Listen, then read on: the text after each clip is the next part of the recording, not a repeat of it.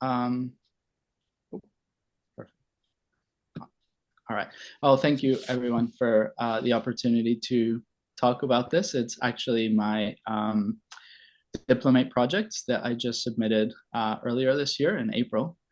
And you might remember a little bit about it from last year's World Conference when I did a brief presentation about it. It was still in project form. And so I hope to present the major thing once it was all done. So yeah, can you all see the shared screen? And Yes, but if you yeah, can put it in presentation mode, we will see much presentation better. mode. Yeah, perfect. Yeah, okay. Is that better? Yes. Yes, all good. All right. So yeah, so the name of my project was Being Ourselves. And as you paraphrased Viktor Frankl's logotherapy and philosophy of life related to the LGBTQIA minority experience. So I had the pleasure of having Anne-Marie be my supervisor. So thanks, Anne-Marie, for being here for the discussion on it.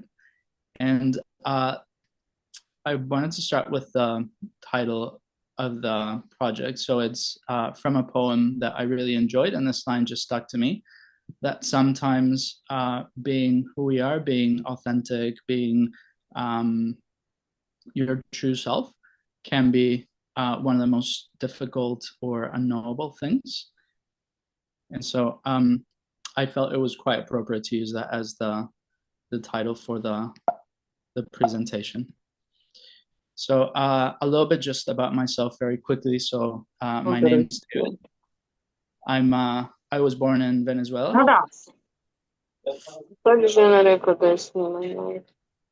Sorry. No. Could Yeah. everyone please mute themselves except for David? That way we won't have background noise. Okay. Also, just introducing myself. My name's David Sar Shalom. I was born in Caracas in Venezuela in 1980, and it is here that I did trained in medical school. And then I moved to Barcelona in Spain to do my postgraduate studies in family and community medicine, and somehow ended up in New Zealand, which is where I'm talking to you now. And so my main area of work is general practice. So I see patients all day. And at some point, I found myself quite a bit more drawn to minority communities and how they played out in a general practice setting, not just around their physical health, but also their mental and emotional health. And so it pretty much drew me to search for better ways to provide care to people who are in a minority position, whether it be an ethnic minority, a religious minority, or in the case that we'll talk about, a sexual or a gender identity minority as well. So I think, like many of you, I came to Dr. Frankl's work through very much serendipity. So I was preparing presentation on suicide prevention in the community and came across this book, which I had not heard about before. That was in 2017. And I think there's no words to describe his work, but I think also the main thing that jumped out at me from the book was logotherapy in a nutshell at the end of the book. And after that, I had to find out more. So that's when I contacted the Institute and started my training under Anne-Marie, who's been very patiently guiding me throughout the whole process. And so this is my project, which is the culmination of all the years of study and talks and discussions.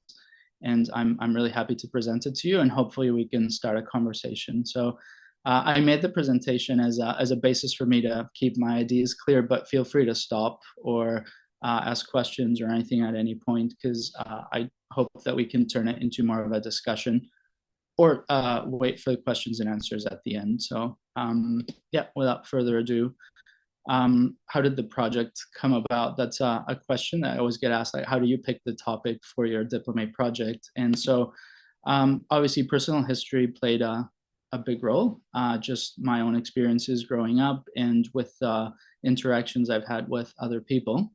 I have to credit Anne-Marie, who's here with us, Anne-Marie, with very gentle nudging and prompts to say, this has to be your diplomate project, and there's not that much that's been said about it before. So it would be good to add a little bit more. And I think also the current political and social climate around the world, there's lots, and I will touch on a few very important points on it, but I thought it was very timely to also bring this up. So as I was preparing, I did find quite a few good references to encourage me to pursue this topic. So in the introduction to logotherapy in action, which is a very hard to find book, actually, but if you are able to find it, I highly recommend, is edited by Joseph Fabry. And I found this very good idea in the introduction by Dr. Frankl. That really encouraged me. So it says, not every idea in the many chapters finds my full approval, but the more that unorthodox logotherapists deviate from our own, the more justified is its inclusion in this book. So logotherapy is no fixed set of dogmas. It is not a closed system. It is open to its own evolution and to the full development of its own potential. And then there was a very good article that I found, Logotherapy for Clinical Practice by Schulenberg, Hutzel, Nassif, and Rogin. And it actually, it touched on minorities. So logotherapy may assist individuals in determining how much importance they wish to place on their own diversity and how to deal with individuals and a larger society whose values may differ markedly from their own. Logotherapy inspires people towards discovering their individuality, their uniqueness, and how to feel comfortable within themselves and within the larger world in which they live. It may prove to be one of the means of stimulating people to respond adaptively to stressors and find a positive voice in the face of oppression. So quite the way to jump into the topic. And then in another book by Dr. Fabry, The Pursuit of Meaning, I found this call to action quite stimulating. We can be browbeaten, persuaded, hypnotized, brainwashed, or shamed into honoring our father and mother, but the human way is free choice. And that echoed another quote by Dr. Weiskopf Joelson. Logotherapy, with all its emphasis on goal, purpose, and dedication, has not inspired socially significant action. I disagree, but it must become socially significant. So I thought it would probably be good to dedicate it to something that made a difference, that wasn't just a repeat of something that already existed, but how can we make our practice or our approach to it relevant to an issue that touches us deeply. So is my hope to be able to contribute to such understanding through this project. So I'll share some relevant aspects of the LGBTQIA community's history, culture, and showcasing how logotherapy and logophilosophy can help us to get our heads around and understand and appreciate the contributions made by this community, and showing how actually logotherapy and logophilosophy can help people from this community understand their own unique individuality and how it can be a source of meaning and purpose in itself.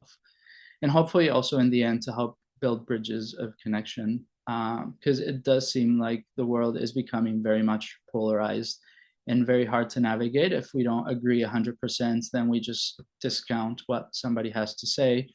It can be very hostile, very unwelcoming, and I would hope that we can find some common ground just as a starting point for some good discussion. So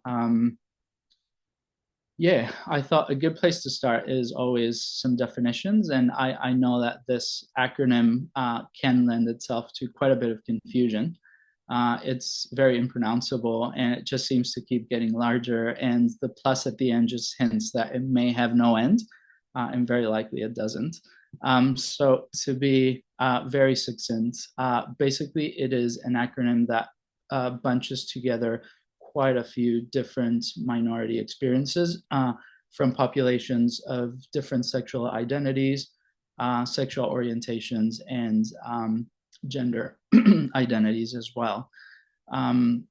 So the L stands for lesbian, the G for gay, the B for bisexual, the T for transgender. But there are also a couple of very ethnic and very geographical oriented identities as well. So Takatapui, which we'll talk about, is a New Zealand indigenous identity that's been put quite a bit to the fore with reclaiming of Maori, which is the indigenous population of New Zealand's culture in popular culture. And Two Spirits is Native American Canadian identity that has been very much popularized since the 1980s to express a more indigenous form of viewing sexual orientation and gender identity in these communities. So you might come across this term as Two-Spirited or the 2S in some of the acronyms that you may come across. So the Q is for queer, and queer is a very challenging word, actually, because it has very much been used as an insult or a way of demeaning or putting some of the people from this community down. And so it's not a word that you may find that a lot of people will embrace, although it seems to be quite preferred by some of the younger generation who maybe haven't had that said to them in a very unpleasant way. But yes, the I is for intersex, and it's a very particular category. It's actually one of the ways that I came into this fold. So intersex is very much a medical grouping of people who have variations of sex characteristics. So people who are born with genitals that are ambiguous or with chromosome configurations that are not XX or XY. And so I found it actually quite easy to delve into this part of things based on this because of my medical background.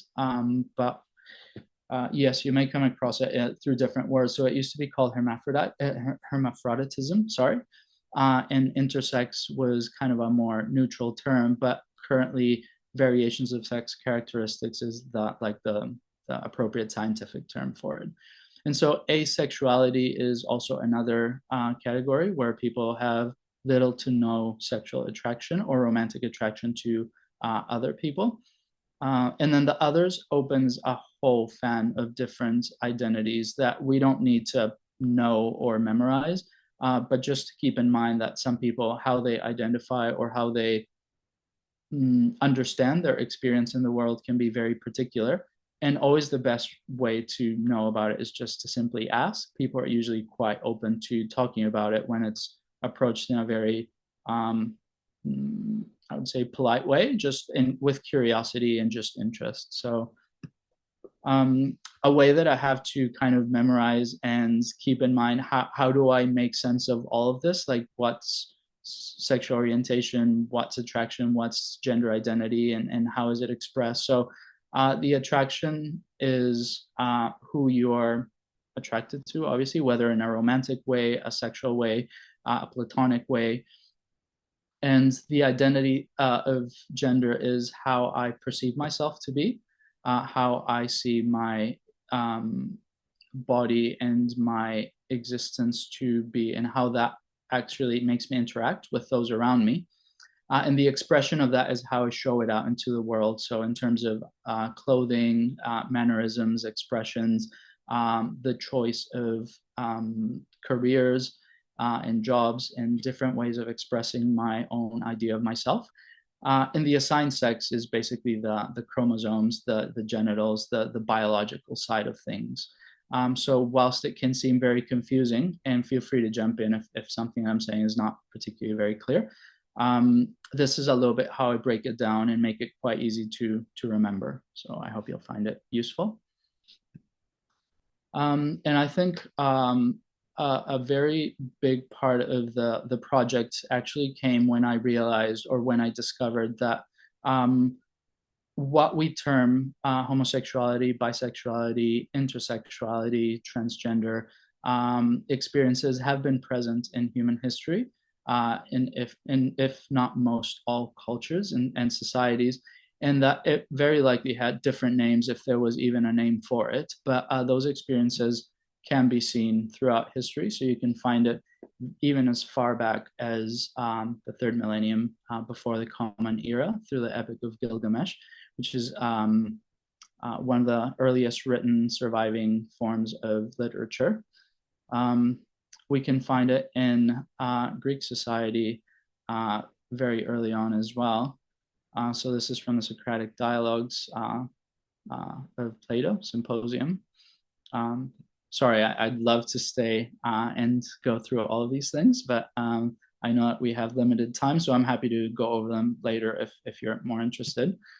You can find it in Persian Middle Ages poetry by Hafiz and Rumi. In Pacific Island cultures, it's a very, very well-known aspect of culture. And actually, I made a map where you can see each of these little dots shows one of these areas where you can find non-heterosexual, non-cisgender gender expressions and sexualities.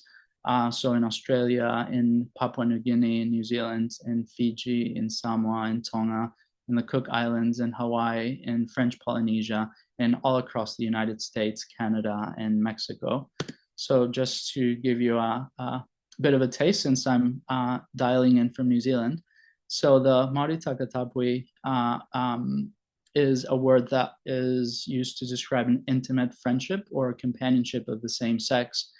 And I found this very beautiful quote in an exposition that I saw in an art gallery related to the painting that you'll see on the left. It was known that in the 18th century, the people who were Takatapui were sent by the Maori chiefs to make first contact with European arrivals, and it was thought that they might better navigate the challenging encounter because of being mediators with their own spiritual knowledge, might have insights to ways of thinking beyond male and female, which echoes a little bit what the Native American two spirits identity was believed to be as well. So two spirits is actually a contemporary rendering of a concept that signifies the embodiment of both feminine and masculine spirits within one person. And it provides a means for American Indian and Alaska Native minorities to validate an identity that is culturally more specific to their understanding, and maybe the LGBTQIA acronym, which sounds very Western and very scientific, very much a category of things, might not ring true. And in American Indian traditions, androgynous or transgender persons are seen as being doubly blessed, having both the spirit of a man and the spirit of a woman.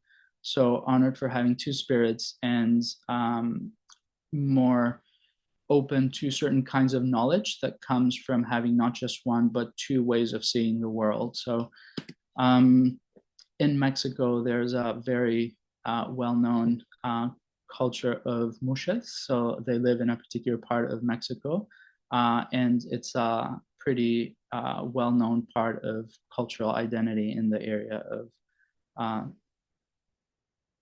Mexico. So in terms of my project, I proposed two questions that I came to try to respond. So how can logo philosophy improve the lives and outcomes of LGBTQIA plus people? And can it be used to purposefully orient people from this community to awaken meaning discovery, challenge, awaken the defiant power of the human spirit, promote self-transcendent path in pursuit of meaningful endeavors? And can it be a ways of healing the suffering that is caused by stigma, discrimination, and violence. And then what can logophilosophy and the LGBTQIA experience actually teach other people? Can it be used to promote a change in society, to for us to reconceive and rectify some of the notions and attitudes towards sexual and gender minorities? And could it be a means of finding common ground, as I said earlier? So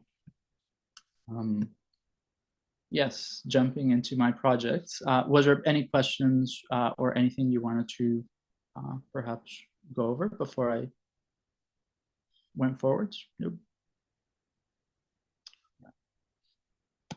Okay, so very quickly, you might recall some very basic principles from logophilosophy. So the tenets of the freedom of will, the will to meaning, and the meaning of life, and that the individual is composed of three layers or strata or aspects: the physical aspect or soma, the psychological aspect or psyche, and the noetic dimension, so the nous, and the tragic triad of suffering, guilt, and death as well. So basically, I found it quite useful to jump into my particular topic and by actually going over the writings of Ronald Lunsford, who has a chapter in Logotherapy and Action called Minorities. So it was actually from the book, it was aimed mostly at African-American communities in the 1970s, but I found that actually it can be likened to the experiences of other minority communities like disabled people, those with incurable illnesses, or people incarcerated or in concentration camps. So finding meaning in our society for minorities can mean pain. Not just physical pain, but actually, we'll call it existential pain. So in many ways, logotherapy is more important to Blacks as a philosophy of life than as therapy, as minorities are plagued not so much by phobias and psychoses as by the question of how to cope with life in a hostile environment, how to live according to values society is not willing to grant, and how to retain one's sense of humanity when a foot is on one's neck. In many ways, the primary problem of minorities remains a struggle for survival, and I do think that that is actually quite on point even today for sexual and gender minorities. So we can see stigma and discrimination from many sources, religious sources, legal, sidelines. And actually, I wanted to point out, because it is quite relevant to the topic, that actually, and this is, I'm sorry for my US friends, but this is from the US. So just last year, 510 anti-LGBTQ bills were introduced in legislatures across the United States, which is nearly 3 times the number of such bills that they introduced the year before. So there's quite a lot of legislature that's tried to be implemented to restrict sports, to restrict access to healthcare, to restrict access to education, to be included in school curriculum. And it's not just a US issue. You can find it in Russia, you can find it in some African countries where actually potentially the death penalty could be enforced for people accused of what's called aggravated homosexuality. So there are quite a lot of sources of stigma, discrimination, and violence that exist nowadays. And social discrimination can take many forms. So anything from ridicule, bullying, harassments, to being excluded from family life, from community life, from participation in political discussions, or being used as a political tool in a discussion on whether left-wing, right-wing, etc. You probably all know with the elections coming up this weekend. Problems with accessing education or having to drop out of education, and how that can lead to employment insecurity, loss of job, loss of standing, loss of status, housing insecurities if we can't afford basic housing, health inequities, and also the lack of realistic role models and representations in general life can lead to people feeling quite alienated and isolated, not seeing themselves represented in general life. And this is something that you can see very easily equating LGBTQ identities with predation and other forms of socially reprehensible activities. This is very much a way of bullying and of silencing people by saying that their existences are intrinsically evil or negative. And with gay people associating being LGBTQ with HIV/AIDS and then enacting HIV stigma is quite a common way of putting people down from this community. But it can also take the form of quite violent things. So you might remember the Pulse nightclub shooting in 2016, or individual shootings if people express a particular idea or have a pride flag put out in their shop. So this happened in Colorado a couple of years ago. So there's just many ways that stigma and discrimination can make a very direct impact in people's lives. This is some statistics from New Zealand's youth. So it's from the University of Auckland Youth 2000 study.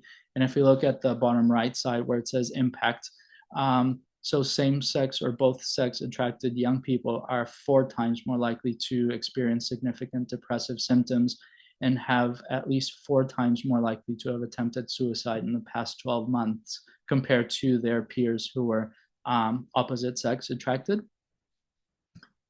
And for transgender young people, the impact is quite severe, even worse so as well. So 41% of trans young people report experiencing significant depressive symptoms and 5 times more likely to have attempted suicide in the past 12 months compared to their non-transgender peers. So it is a topic that has quite a bit of an impact in terms of mental health and physical health, obviously, but you may come across it in different ways in your own experience and practices. So hopefully this can serve as a bit of an introduction to a topic that sometimes feels a little bit very unapproachable or just very difficult to comprehend or get around. And I would hope that in the questions and answers, if there's very particular things that you might want to go over, or if you'd like to contact me later on for something a bit more personal or direct, like a case study or something you're going through, I'd be more than happy to offer that. Because I know it's really hard sometimes to find some good information that's not particularly biased. So I'd be happy to help if possible. So in terms of logotherapy and logophilosophy, how can we apply these tenets and help to point somebody into the guideposts of discovering meaning? So we know that we can discover meaning and purpose through many ways, but creative values, so our creative gifts and talents, or the work that we do in the community, our service to others can be a way of discovering and encouraging others to discover meaning in their lives. And there's a very huge number of examples of LGBTQIA people through the ages who have contributed to culture, to the arts, to literature, to music, to other people just through their day-to-day work. So it doesn't have to be an exceptional person doing exceptional things, but just somebody doing what they do best and being there for other people. So what we bring into the world is a way of providing some of that and giving our best to others. But experiential values, so experiencing love, intimate connection with others, and encountering things like nature, culture, arts, beauty, our pets. It can be in the small day-to-day things, but discovering the creative feats of those who came before and seeing oneself reflected in those works can be a way of discovering meaning in our lives, as we all know. But I did put the word love in bold letters just because there's a saying that says love is love regardless. And I actually found the reading of Dr. Frankl's book, The Doctor and the Soul, to express quite nicely how physical and spiritual love can be experienced. It doesn't have to be just a sexual attraction, but it can be a romantic attraction, or it can be just a spiritual connection with somebody else as well. And that relates to the 3 layers of the person as body, mind, and nous. And then finally, attitudinal values, I thought was, it's actually one of the biggest parts of my diplomate projects. Because actually, in this, I'm quoting Dr. Lunsford as well. So logotherapy says to the minorities that the meaning of your lives is to improve your situation. But when you decide it is beyond your capacity to change your situation, you can rise above the unchangeable situation by accepting it and finding meaning within its limits. So I realize that sometimes it's not that you decide it is beyond your capacity. It's not a decision that you make, but it's an external reality that you have to face, is you can't do something. And so how do I make the best of it? And how do I find meaning within this situation that I'm finding myself in? So his position as a logotherapist, he surmises, is to help minorities find personal worth and unique meanings in spite of the pain caused by the society in which they live. To change our situation in the society is our first task, but in the meantime, the freedom and mobility that is still denied to us in many areas is available to us by the stand that we take. And this echoes Dr. Frankl's advice word to word. So attitudinal values such as harnessing the divine power of the human spirit, the use of humor to find meaning in a particular situation, or to self-distance from that reality, self-transcendence as a way of going beyond ourselves and reaching out to others, charity and generosity. So I always turn to the good fortune obligation that Albert Schweitzer talks about in his works. How thankfulness and gratitude can be ways of discovering meaning in a particular situation. And Patty Kutzer has a very good article about it from the 1990s.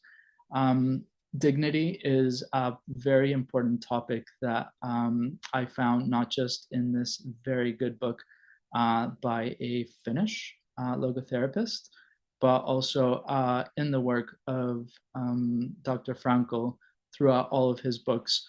How kindness, compassion, humility, and solidarity can help us to not just discover meaning in a situation that seems particularly meaningless, but also how can it change us for the better, and how can we maybe make a positive difference in someone else's life because we see some of the struggles that we're going through in their own experience. And I think one of the biggest ways that the LGBTQIA plus community can perhaps open or broaden the worldview of others is by the imagining and showcasing of other ways of being in the world. And I think this is a very big part of my project as well, because I think that sometimes we are led to believe that the world has to operate in a very specific way under very specific rules, that everyone has to have the same aims or goals that we all have to achieve to study and work and marry and have children, and that these are the goals that they should set for themselves as well. But sometimes we come across people who break this mold and actually feel that maybe having children is not possible or just not in their particular plans, and that doesn't mean that their existence or their contributions to the world are less meaningful. There's actually a very interesting quote that I found in The Doctor and the Soul as well, about how assigning reproduction as the sole meaning of a relationship or a marriage is in itself quite meaningless, because if there is no meaning within our own lives, then to perpetuate life without meaning does not necessarily make it meaningful either. So I do have the full quote, but I didn't want to overload the images too much. I just found it quite interesting that this is a theme that runs through a whole lot of the literature, and that maybe by finding other ways of being in the world, we can see our own existence reflected in a different way. And finally, the attitudinal value that I found the most encouraging and stimulating was resilience. And in Southwick and Charney's work, we found 10 pathways or 10 factors of resilience. So optimism, the belief in a brighter future, the facing of our own fears and responding adaptively to that challenge, having moral compass, ethics, and altruism, and doing what is right, not always what others tell you to do, but what you feel is right within your core, is a logotherapeutic value. finding social support and generating that support for others who may not feel like they have a community can be a very good way of finding resilience. And having role models, so either having or being one for somebody else, can provide a roadmap for others to live more meaningful lives. And meaning, purpose, and growth. So I know that there's all these other ones, but I found these 5 ones in particular quite meaningful and useful for logotherapeutic projects. And Dr. Fabry's guidepost to meaning through self-discovery. So knowing yourself, who you are, and knowing who is next to you, who you have in front of you, knowing your neighbor, and how we approach uniqueness and living authentically from our own experience. I'd have to say that despite all the negative things that you see in the media, I'm pretty optimistic towards the future. I think there's lots to be optimistic about. And if I may, I have a good recommendation for you if you want to have like a really good way of putting all the things that I've talked about together. There's a very awesome show you can watch on Netflix. I've recommended to Anne-Marie throughout our talks, but it's just a very different way, I'd say, of experiencing this particular minority being in the world through the eyes of some young people that I think you'll enjoy. So I'm convinced that in the final analysis, there's no situation that doesn't contain within it the seed of a meaning. And that while some topics appear complicated or controversial, it just means we're not really well acquainted with them. And as logotherapy and logophilosophy stress, every individual is unique and every existence is intrinsically valuable. And that gender and sexual minorities have a very long and rich history that spans millennia and multiple cultures. And that I think we're witnessing more curiosity and more acceptance, and that there are still some challenges yet to face. But I'd hope that this can be a way of perhaps widening that conversation and making it a bit more personal and not just something that you see on television or read about in the media, but how does it apply to my own life, to the life of my friends and family, and how can I use it to further my own path as a logotherapist or logophilosopher. So yes. Just to quote Dr. Weisskopf-Joelson, finally, we must pour our personal meanings into a shared vision of a better future. And yes, thank you for allowing me to do this presentation. I'll stop sharing now. Yes. Thank you. Questions and comments, please.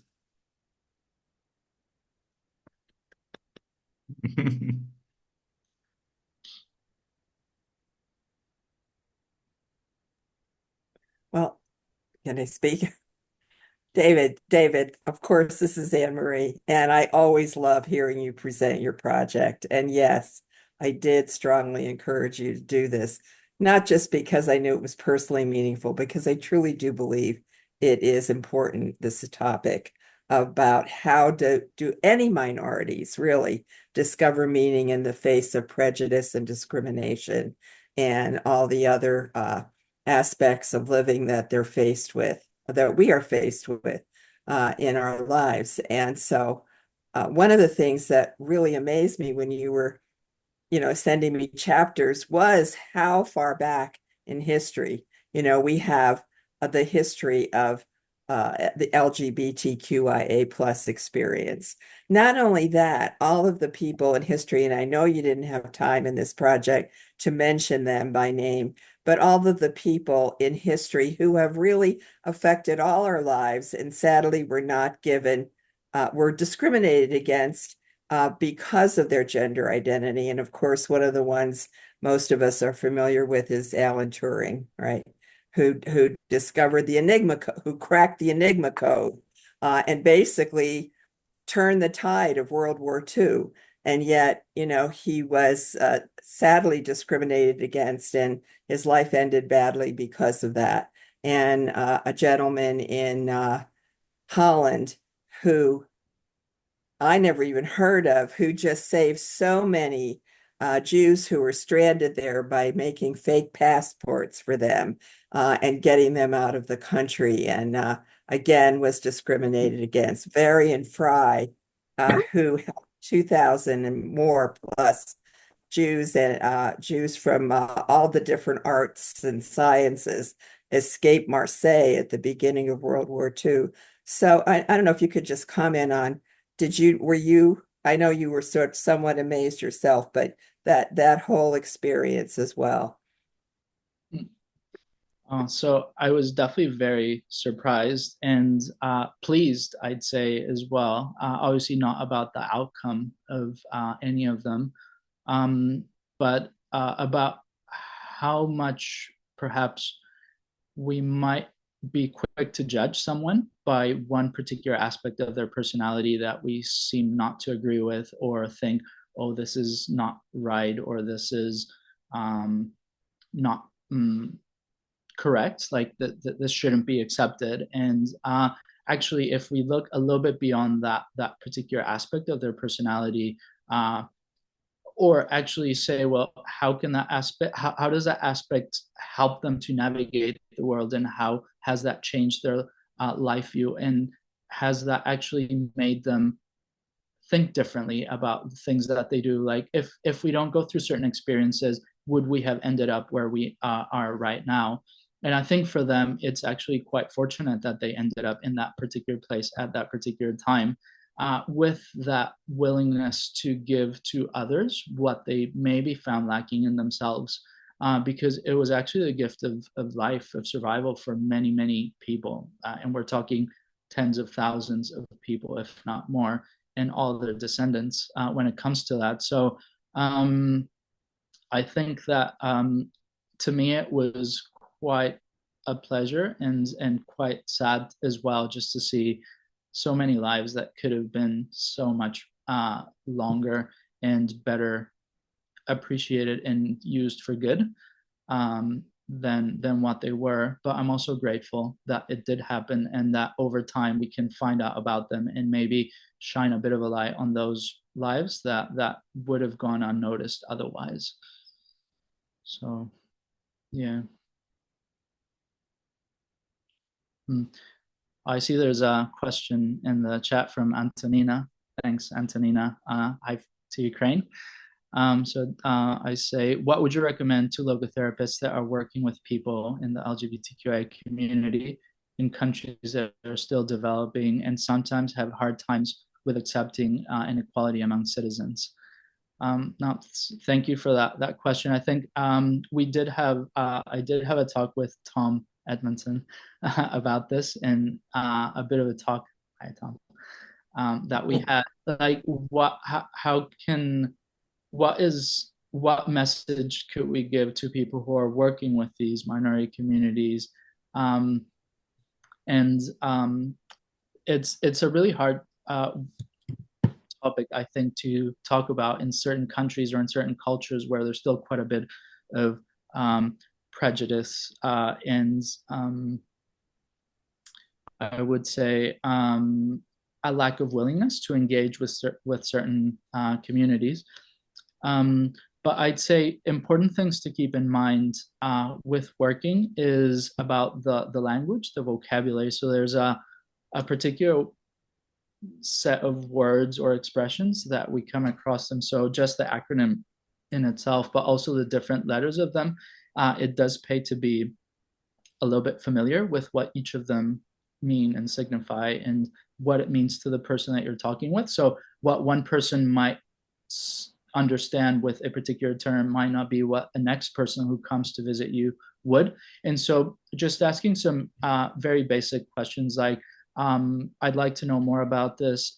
Can you tell me what it means to you? Or can you tell me how you're using this word, or what it means to your particular experience? And those are very straightforward questions that I always ask people as well, who maybe come with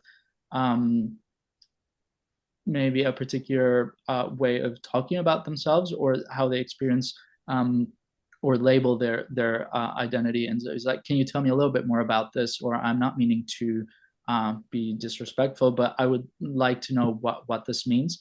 And I feel sometimes that as providers, whether medical or mental health providers, that we feel that we can't say, I don't know, because they might feel, oh, if he doesn't know, then how can we trust them? But I think being honest and saying, look, I'd really love to know more. It rings quite a few bells, and I know a little bit about it, but can you tell me what it means to you in particular? Those are very powerful words that you can use in an interaction, that I've had to struggle to say, look, I don't know, but I'd like to know. So can you help me with it?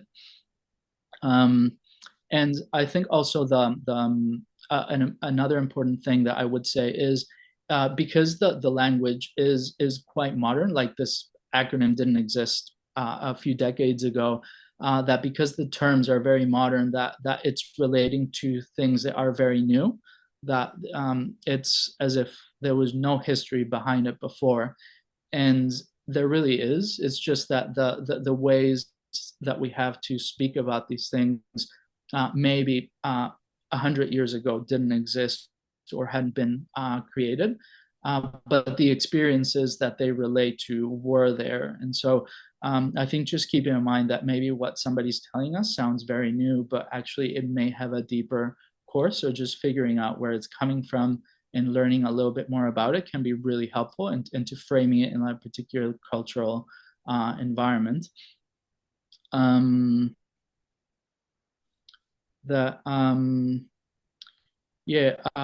think also just keep in mind that, as we said, minority experiences can be overlapping in many ways.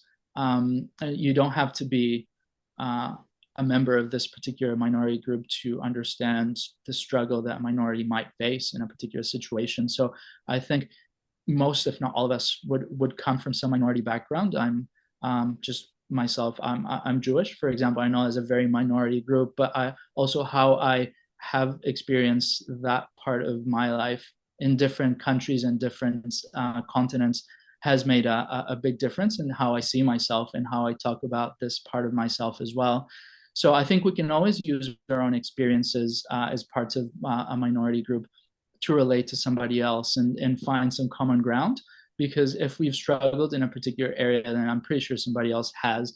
And so I might offer a personal of myself and say, look, because of my own experience, I struggle with this and this. Have you found that has been your experience too?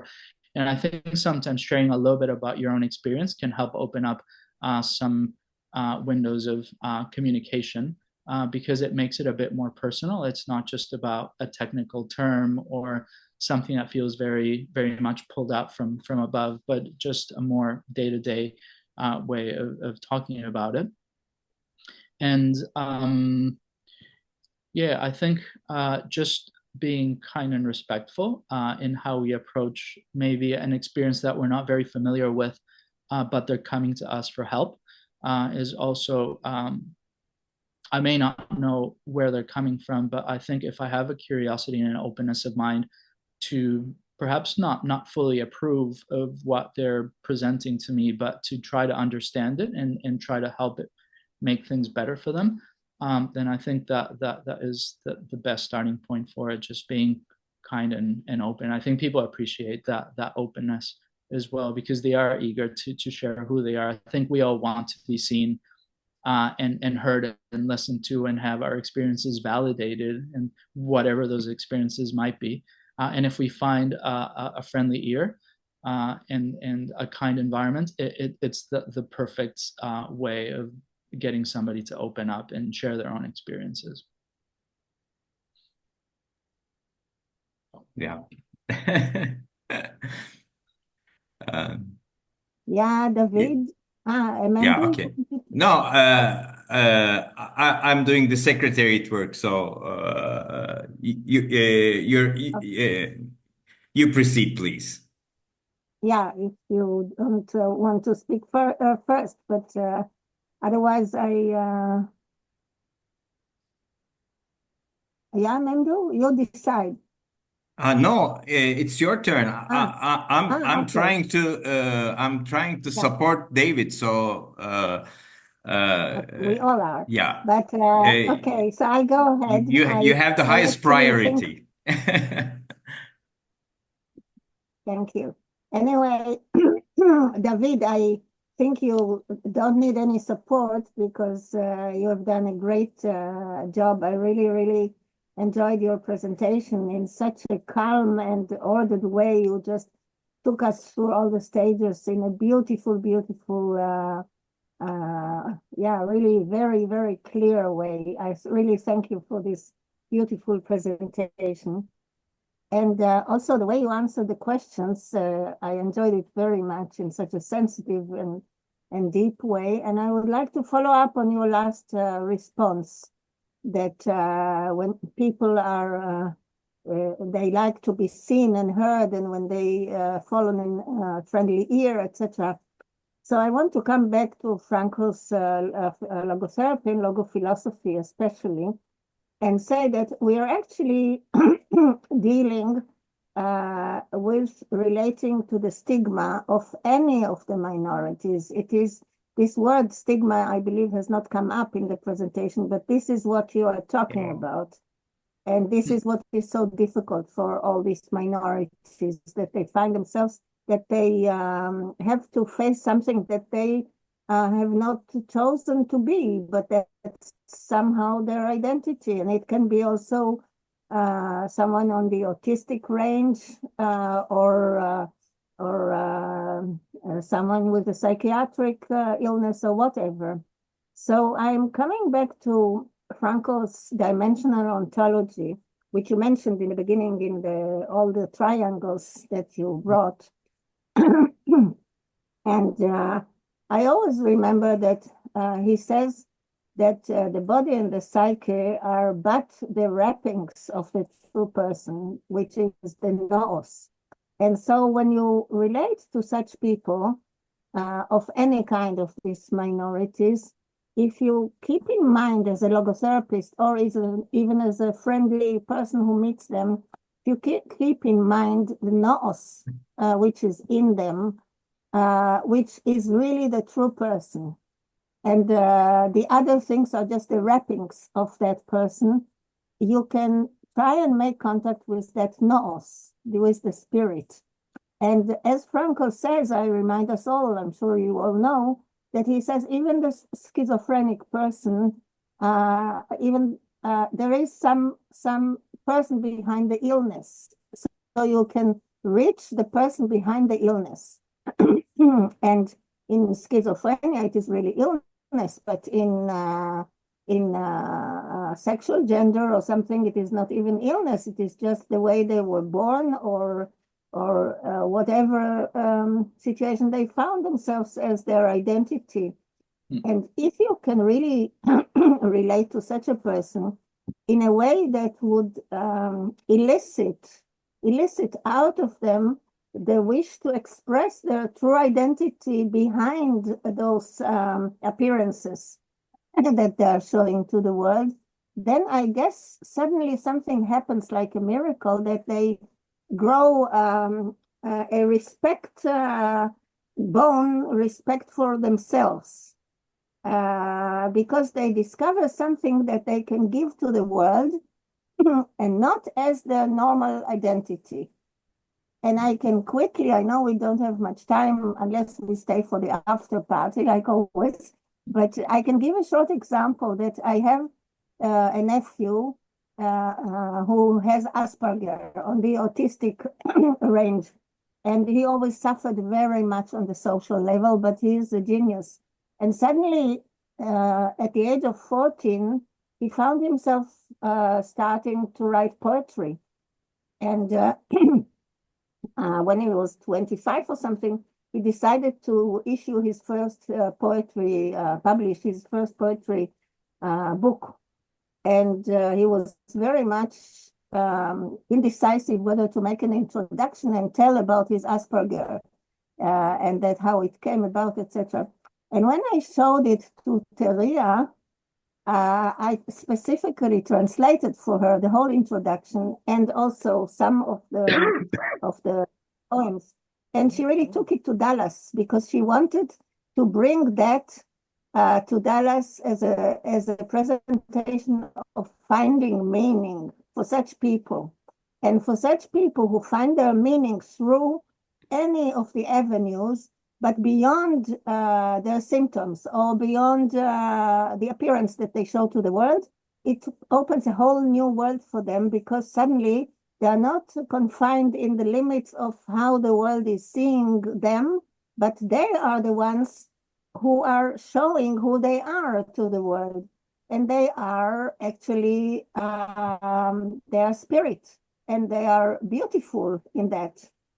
And so I think the way to shorten it, the way to support a logotherapist in how to talk to such people is to maybe encourage them to try and reach that level, that layer, that dimension, I would say, the noetic dimension, which is behind the issues, so to speak, that they are bringing, that they are struggling with.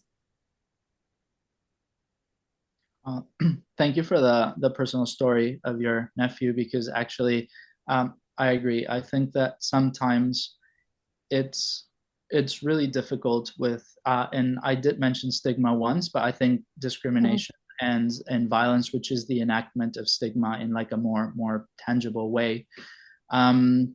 So stigma is a mark or a branding, and actually how that sets you apart from the rest of the group can be positive in a particular way. Like labels can have a positive meaning in that they kind of give you a sense of identity and who you are. And if you find somebody who's got the same stigma as you, then you can find like a community of people that you can relate with. But it can also obviously have a very negative impact, which is this label the only thing that I am? Is this what defines me as a person? And also, is it me who's using that label on myself? Like, am I using it in an affirming way, or is it somebody else who's putting it on my back as a target? And I think labels in this sense can be either very good or very bad. I don't think there's an all good or all positive or all negative response to it. But I agree. I think that it's hard sometimes to look beyond the label and to the person who's behind. And then on the flip side, I also think that perhaps because of that label, how this person is, how they respond, or what they've decided is important to them is a consequence of that experience lived. And so it is hard, I think, sometimes to separate the two, the person and the label. But I think ultimately, as you say, the important thing is to look beyond any labels and to find the true core in that person. And I was actually, when you were talking, I was reminded of something that I learned in the first level of the logotherapy course that I did, which was how is logotherapy different to other forms of therapy? And that in terms of psychoanalysis or Adlerian psychology, it's the provider who's meant to give the patient advice on what they should be doing. And actually the logotherapist is not meant to bring their own beliefs or ideas or prejudices or preconceptions to the fore, but actually it's not about you, it's about the person that you have in front of you, and how can you help them discover meaning in the situation that they're at. So I found that it was actually a very empowering form of therapy and philosophy where you are meeting the person face on in their own space and actually at the same level. So I think that really drew me further in because I saw this as a very, very good opportunity of making a very good change in a lot of people's lives just by the philosophy behind the therapy. I'll ask you a question if I may. This is actually for you and Anne-Marie. Since you are a medical doctor, why logo philosophy instead of logotherapy? If it's for me, I'm not a medical doctor. I No, am no, no. Oh, you're a beginning. nurse though, right? Oh, I was a nurse. Yes, Yeah. my first career was I'm in just curious. nursing. It's Yeah, fine. I'm just asking to have to throw a monkey wrench into this system a little bit. Yeah. Because Uh, be clear, I'm not a doctor. I don't do therapy. I'm not a therapist. I'm not but I do counseling, pastoral right. counseling. So I'm interested in knowing how you kind of decide between doing therapy or doing philosophy. Well, um, did you want oh, me to? you go ahead. Yeah. Well, first of all, there's Viktor Frankl's philosophy of life, and then there's his theory of therapy, right? And he doesn't really have a personality theory per se, not like Freud does with his psychosexual stages, or even Eric Erikson with his stages, or so on. You don't see Frankl talking about how we were as children and how we grow into adults, Mm. but he certainly has a philosophy of life, which we refer to as logo philosophy, and then he has a theory of therapy. And Frankl always said logotherapy is an adjunct to other therapies. So if I were, like, David is a medical doctor, for example, but I was a nurse and a psychiatric nurse for years. So, but I didn't know Frankl back then. So I wish I had. But nonetheless, I would use logotherapy to help someone discover an answer to an issue that's really plaguing them, such as the stigma of being in a minority experience. But also, there might be other things that could be helpful to someone who might be experiencing severe anxiety, severe depression, such as psychotropic medication or other forms of therapy. So um, I know many people who have psychiatric background. One of my students right now is a psychiatrist at a VA, and he clearly uses logotherapy a lot, especially with these veterans who are coming back and traumatized by their war experience. But that is not to say that he would not advocate, for other types of perhaps more medical interventions to help them. I'm not sure if that answers your question, but that's how I see it. It's like I I believe Frankl's right. The answer is inside of me, and the therapist's role is to help me figure it out. And I might not even agree, if I'm the therapist, with the solution they come to, unless, of course, it's something like Frankl would say, get suicide or something like that. So, but also, as long as I'm still here, David, this is an incredibly wonderful project you did. And I did not say thank you for all of that, for all that you taught me a lot about my own minority experience, because we all have that, and how we can learn and grow from it. So I'm going to stop there and let you jump in, because you right now are a medical doctor seeing patients. I hope that helps answer the question, by the way. Oh, thanks for that, Emery. Yeah. Um, Sorry, no words, because I also learned a lot from our talks, and I know that we still keep talking even after the project's done. So thank you. And I think to answer your question, Tom, why philosophy? Oh, sorry, and not therapy. Uh, Not because of any particular negative perception on my part.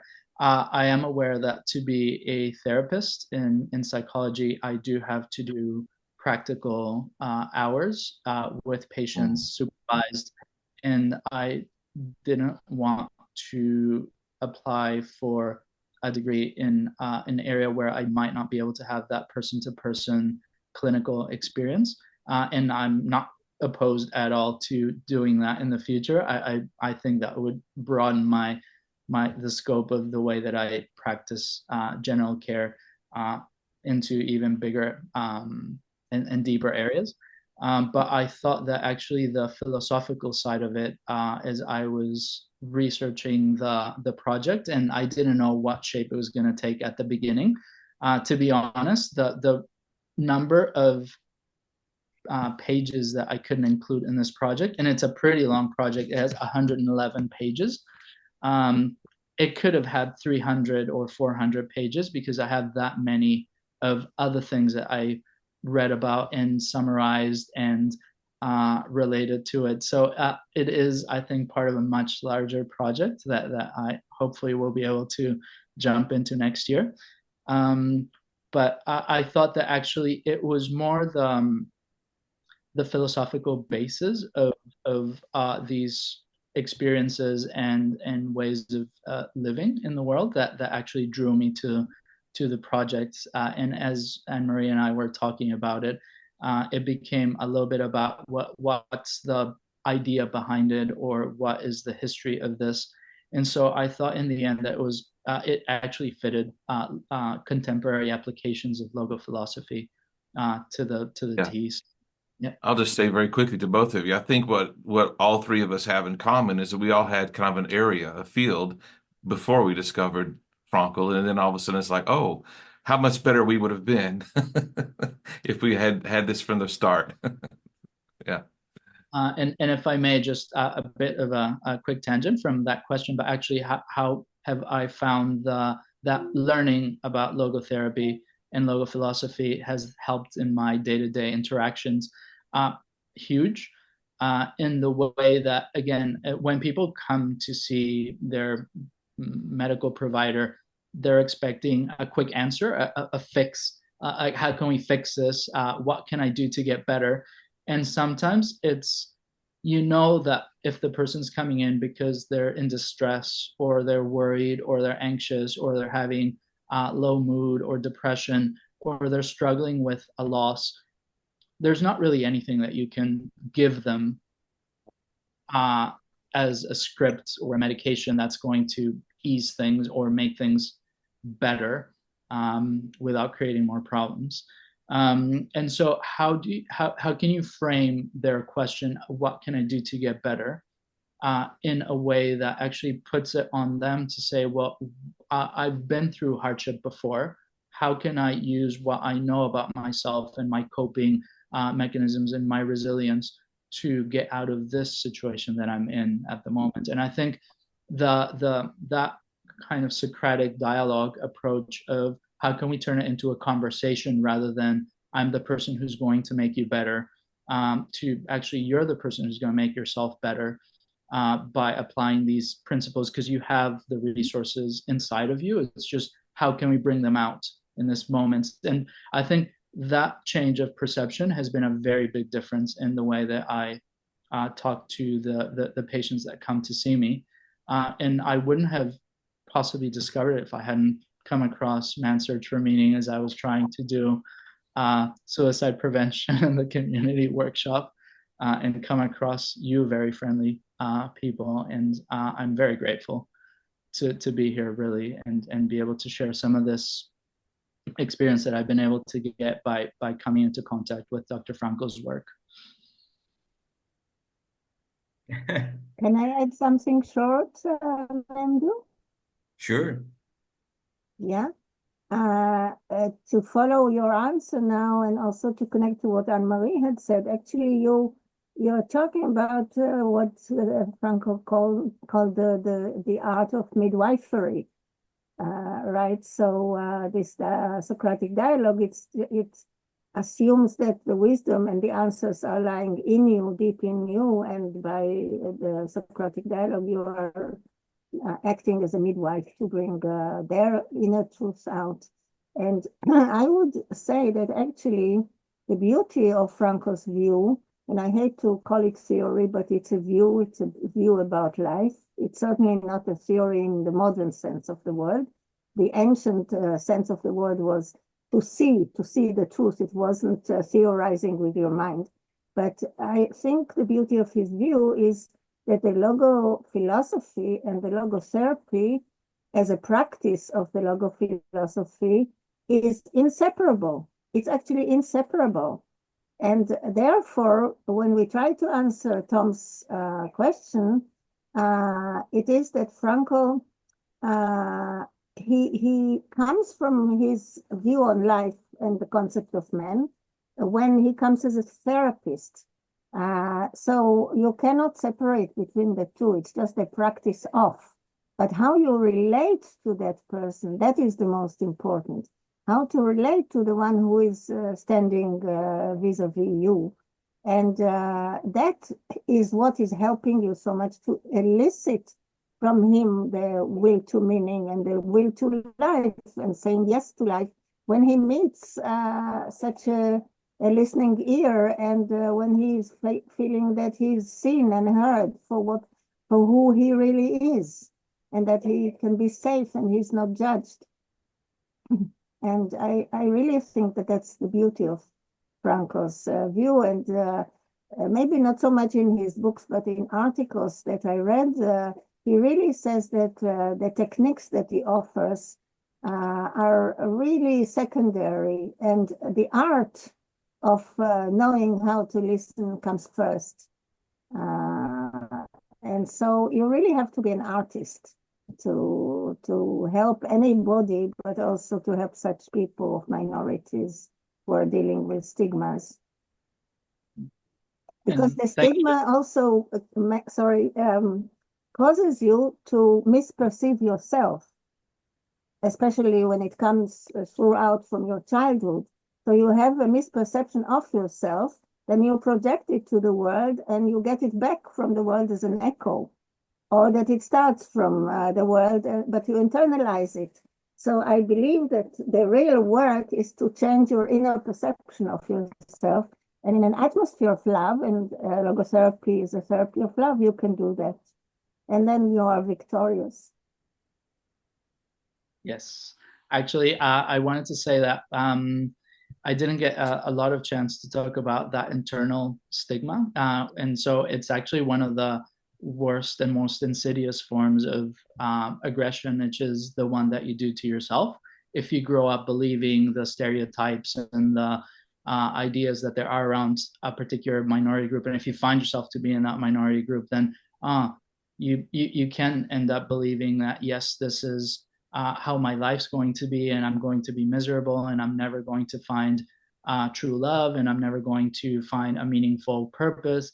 And if you start believing it, then you do project that onto others as well, and it becomes this very miserable environment for everyone. So I think breaking that cycle, and also, if I may, relating a little bit back to what you were saying about the theory and the practice, there's actually one of the appendices to one of the courses. I'm not sure if it's level 1 or 2 by Mignon Eisenberg around logotherapy in education, and how actually logotherapy is not something that you do, it's something that you are. So you have to embody logotherapy in not just what you tell others that is important to do, but in the way that you conduct yourself. And so it is how you live your life with the principles of attitudinal values and creative values and experiential values that actually creates that environment where people can be open about what they're going through. Because if they see you living these principles, then it's not you kind of theoretically talking to them about something that makes no sense, but it's you are the living, breathing proof that it is possible to live a good life with these principles. And so I think also if we are convinced that what we're doing makes sense and is right, others will feel that and will notice that and will respond to it as well. If I can add to that, because you finally helped me understand what I was trying to say, Dita, is that I have to accept once I read Man's Search for Meaning, and I suddenly had this revelation that I'm here to discover meaning. There's meaning to be discovered in the world, right? And that life is asking of me, what are you going to do to contribute to the world of your talents and your gifts and your love for others? Then once I truly believe that his philosophy, which is that we're here for self-transcendence, so we are spiritual beings on this human journey, right, with a body and a mind. And once I accept that and I embrace that as part of who I was, which is what happened to me 20 years ago when I picked up the book, then I can translate and give that to my clients or my life or my students or whoever I'm working with to help them see that they too have a meaning and a purpose to be here, and to help them discover how to discover that even in the face of the stigma or the tragedy. And David, you're right. It's all about what I think about myself, not even so much what others think of me. And, just to give my own experience, when I read Man's Search for Meaning, which was July of 2004, I was a year and a half sober, and I was appalled, deeply, deeply stigmatized in my own mind and heart that I had a PhD in psychology. I was a nurse. I was a psychiatric nurse. I was a woman, and how could this happen to me? And although I was embracing my sobriety, I could not get over that until I read Man's Search for Meaning. At 2 a.m, I broke down in tears because I realized that I could, and I should have known this, but I never got it till I read Frankl, that I could turn that into something wonderful to help others, to help other professional women. Instead of saying, why me, I was finally able to say, this is part of who I am. And that's how I began my logotherapy journey and started taking the courses at the Institute. But Frankl helped me find my own dignity and my own respect again. There's just nothing else you can give to your clients is to help them or your patients or whoever to discover that within themselves. So touching, Anne-Marie, so beautiful, really touching, really touching. I think that brings to mind what actually Frankl is calling rehumanizing psychiatry. Yeah. Because what is important is our humanness, and that's where he's aiming to look at when he meets another person.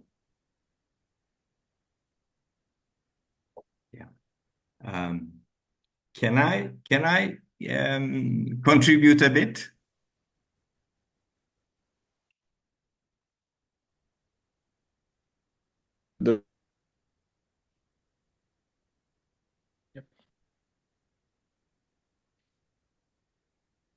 We freezing. Yeah. Hello? Smile, talking here, David. You Am good? Look what am you I making. back? We almost Well, dragged me in. No, I wasn't saying anything because I know that Memda has been trying to Yeah. put the hand a bit, and I didn't want to. The technology banned me to say anything.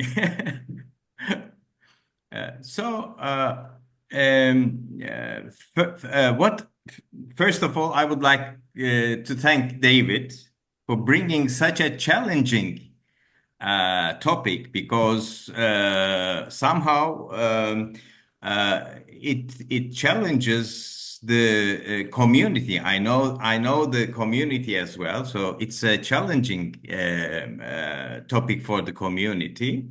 It's a chance for us to grasp the essence of logotherapy. So from that perspective, thanks a lot. And what I found,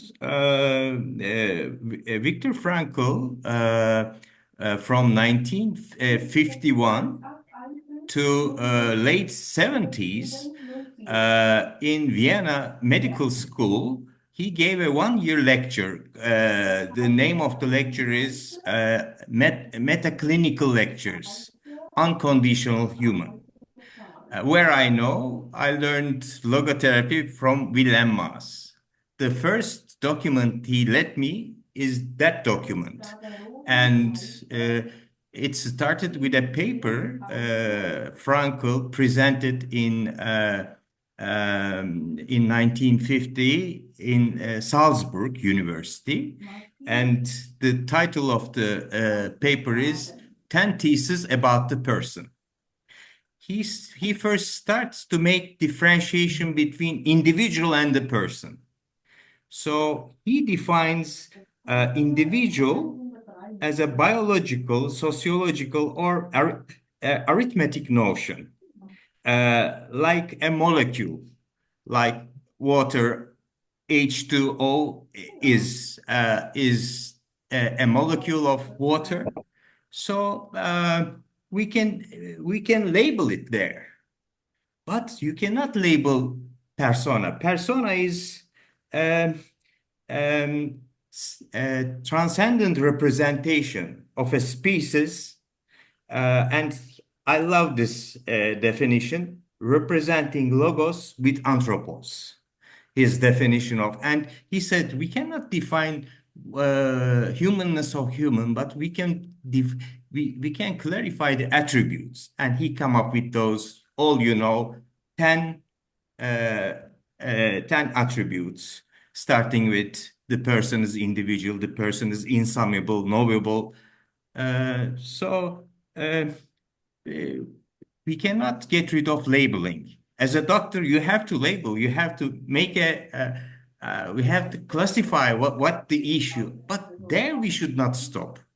And the best example is from the doctor and the soul. The doctor has to make reduction, and orthopedist can give a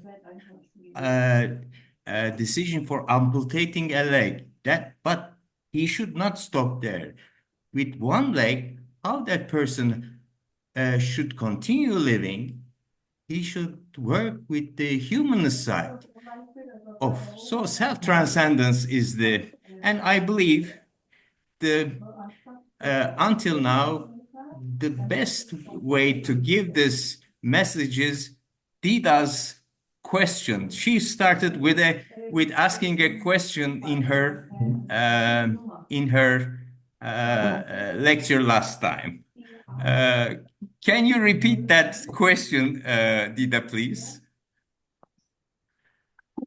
Do you believe we have a spirit? But we don't want to ruin that the impact of such a question here. But actually, David gave an answer to it. He quoted Frankl, and he said it's not so much by what we are doing, but what we are. And what we are is that what echoes in other people. That is the personal example. And we tend to forget that when we talk about man as spirit, it's about being. It's not about doing or having. We tend to forget that. And when we talk about being echoes in the other. And it doesn't matter then so much what you say or what you do or what your approach in what you're trying to say to that person, but your being is touching the other person because you're truthful. You're first of all in connection with your own true self, and you are looking for, and you are seeing, and you are actually having faith in the other one's true self.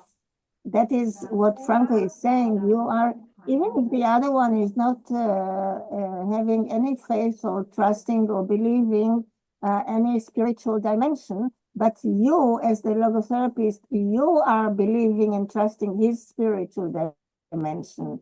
And that helps you to elicit that out of him. And I think that works by echoing. So being echoes being. And that is the true I-thou relationship of Buber, which Frankl takes from Buber and adds the transcendent meaning in between them and above them.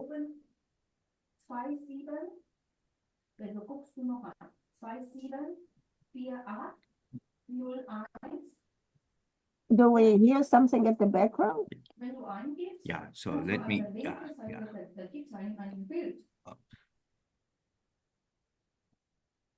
Okay. More questions or comments?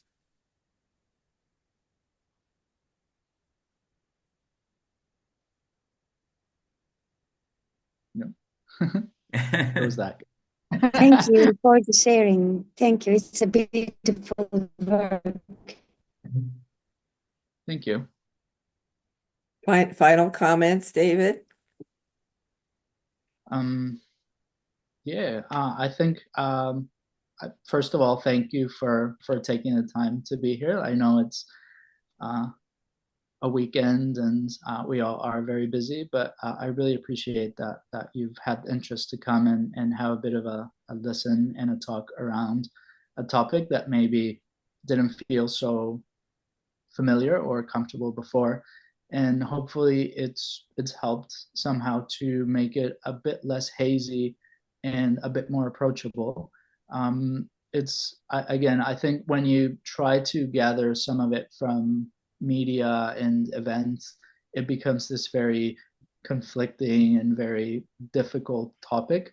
And it really isn't. It really is about a person's experience of who they are and who they love. And it really is as simple as that. Like we can talk about labels for ages, but in the end, at bottom is who is the person that I have in front of me, and what are their goals and aspirations? Like what do they want from life, and how can I make it easier for that to happen? So I think that if we approach it from this sense, it will be really hard to give bad advice or to do a wrong thing. And that you'll find that actually, because it's a minority that has been consistently very put down by different means in different areas, that if they find a comfortable and safe setting, they'll respond very positively, and you will be able to make some very good breakthroughs where others have not been able to before. Like it really is as simple and as complicated as that. Is just keeping that openness and curiosity. Like I think we're all curious to know how other people live their lives and how they see it.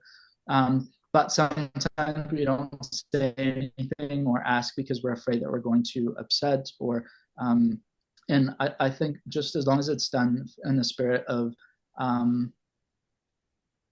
respectful curiosity and kindness, and just like, can you help me understand what you're going through? It won't be taken from a bad angle. It will be really well appreciated.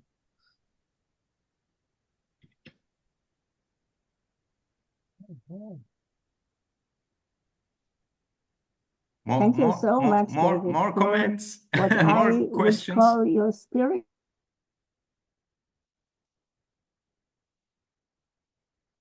You have such finesse in you, which also causes you to say things in such accuracy and modesty. I'm really touched. Thank you. Thank you. And thank you to Andreas and Antonina and Michelle and Solomon and everyone who had a kind word. I'm really glad that you enjoyed it, and I'm really happy to keep corresponding or to have some one-on-ones if you have particular questions, or if you want a copy of the of the project. Yeah, we would. Yeah. I don't know. Workshop is next, David. You have to do a workshop. Let's do the workshop. Would be wonderful to have a workshop that we could all really get into this topic in even greater detail. And it's just an honor to have been part of your project. Real honor for me. It was a real honor to have you from level 1 to here. That's true. Long journey. Long journey. Yeah, thank you very much, David. It was a wonderful presentation. I really enjoyed it. And these reflections, and what I really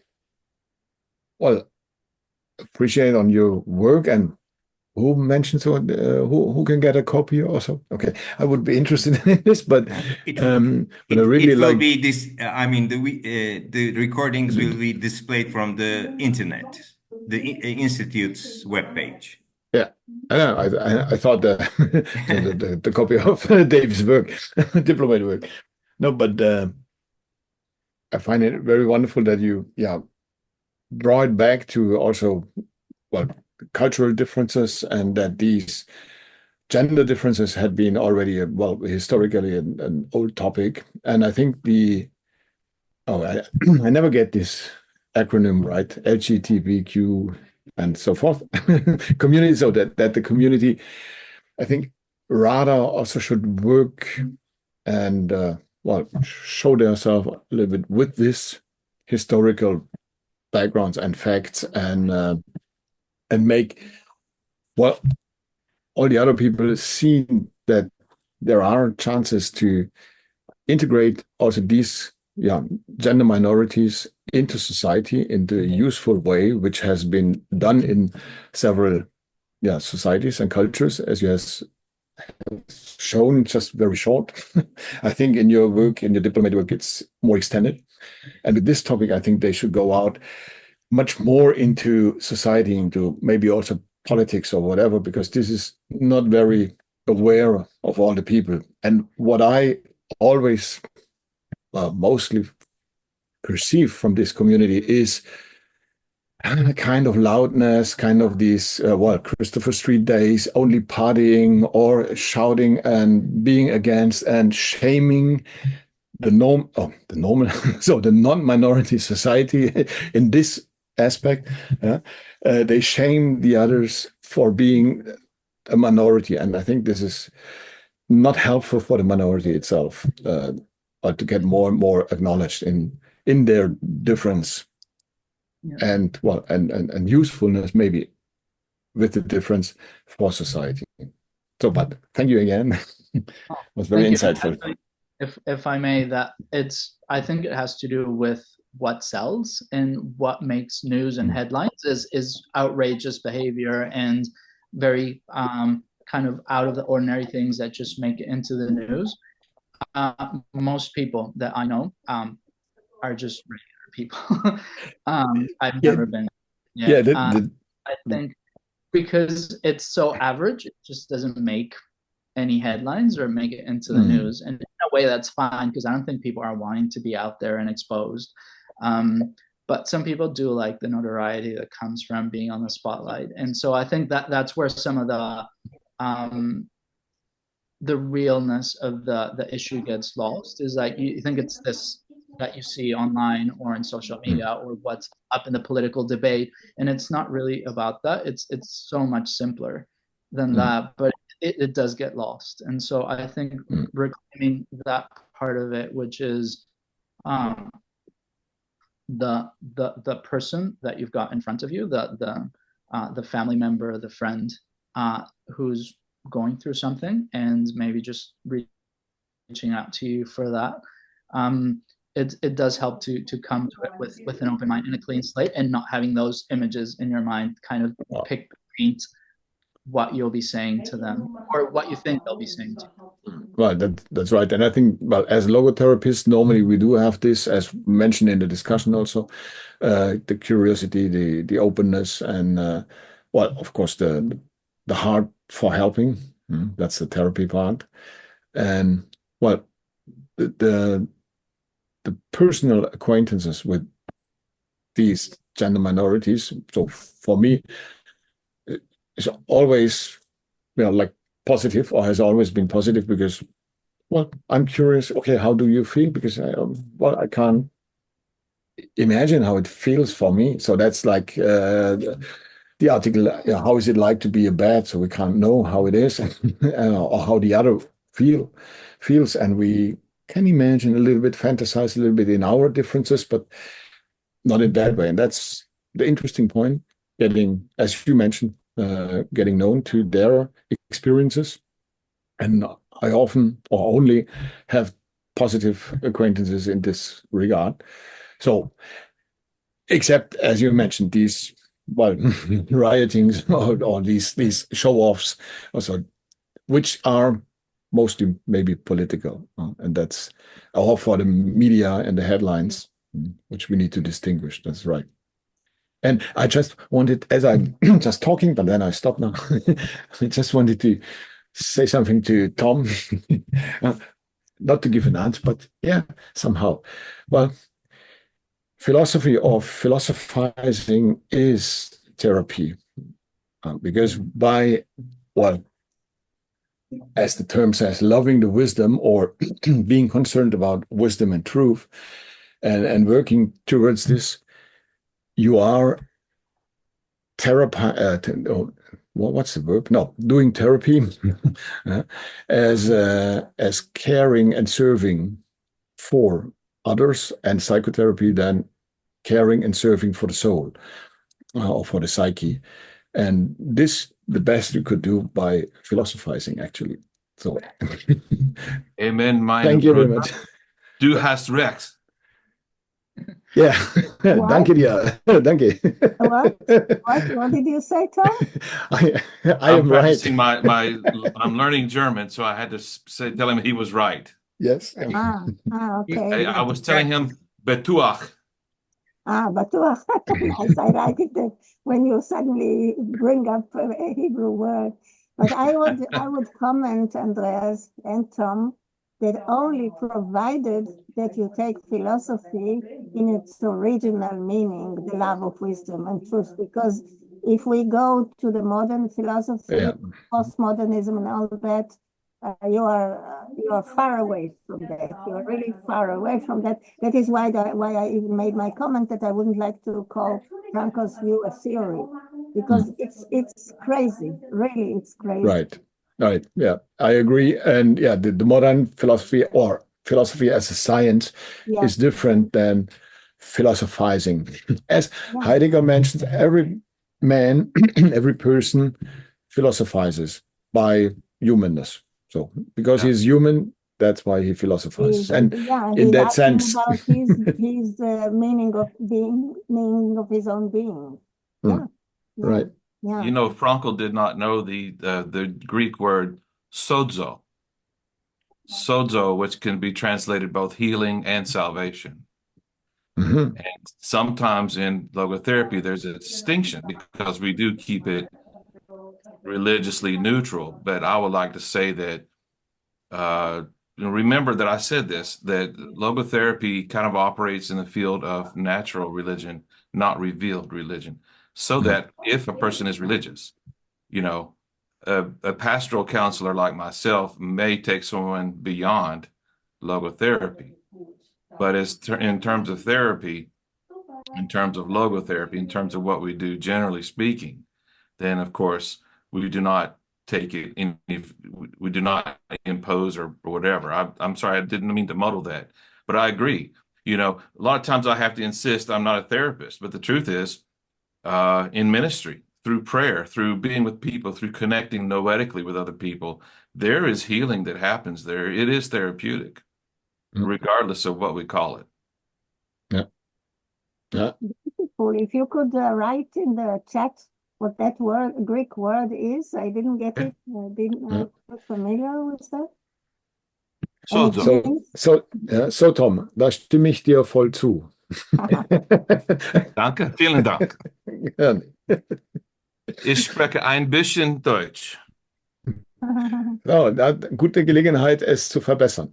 So it's a good opportunity to improve it.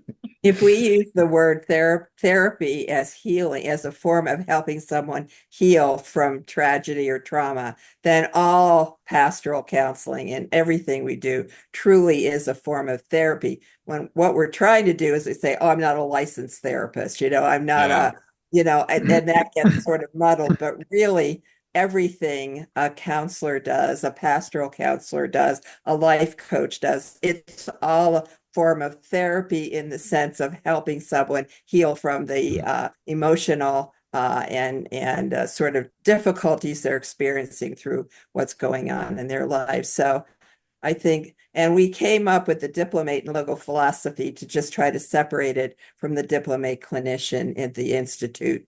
And that's how that term became part of the project itself.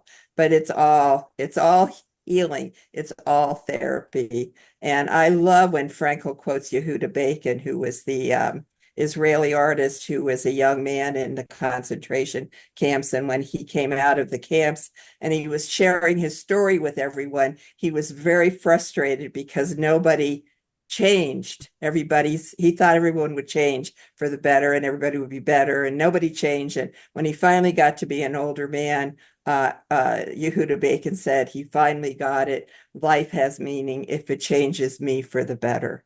Am I changed for the better? And so when Frankl is often asked, how can there be meaning in suffering? He would often quote Yehuda Bacon, has that suffering changed me for the better? And that certainly goes along with how someone suffers from the trauma of being a minority, such as an LGBTQ person, right? And how can that change me for the better? Or as I always tell my students, am I changed for the bitter, bitter, right? As I become bitter and angry and vengeful, or am I better? You just change that one English word from bitter to better. And that's what a logotherapist does. So How does it? yes, a workshop and a book, David, a book. I'm waiting for the book. I'll jump onto it. Good evening, everybody. Thank you for a beautiful event. There was a wise man who has a name, Doğan Cüceloğlu, and he said before his death 2 days ago, you can't change the people with your advices. The farm are in the conversations with his authentic vision. And we are logotherapists, and we should do one thing best, in a best way.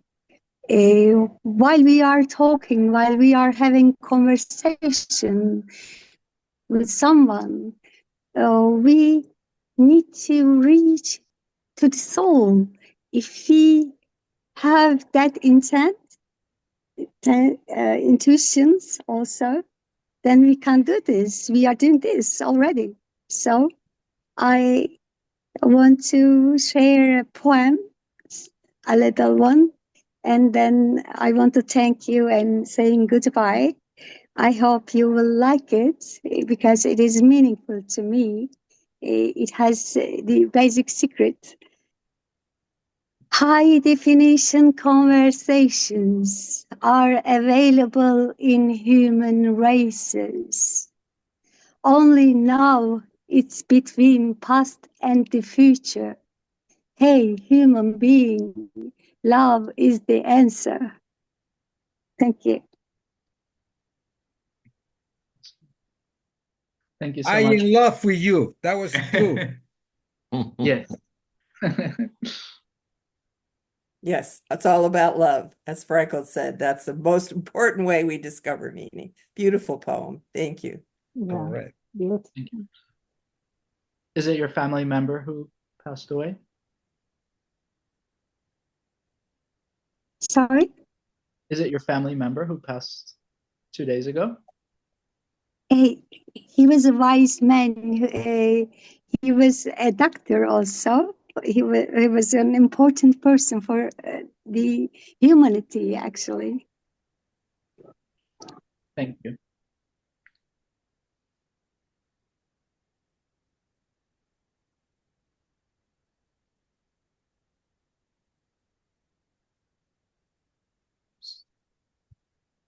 So please more. It's going very well.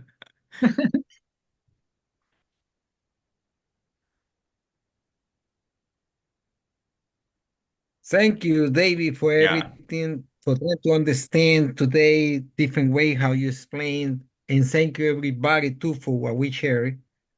The communication, love, companion, the way how we going to healing people isn't the way how we are when we present to the others, and that way the healings is going to be in there.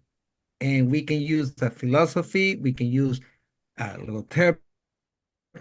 Not technique is working only when you are authentic, and always when you are open to trying to the other ones to be unique. And this is the reason why we are here. And that was the way how we're going to progress with everybody. Thank you, everybody. Good afternoon. Adios. Goodbye. Buenas tardes. Ciao, Jaime. Ciao, Emil. Thank you very much. Goodbye. As Jamie said. Goodbye. Thank you. Bye-bye. Guys, speaking German, speaking Arabic, you. speaking everything.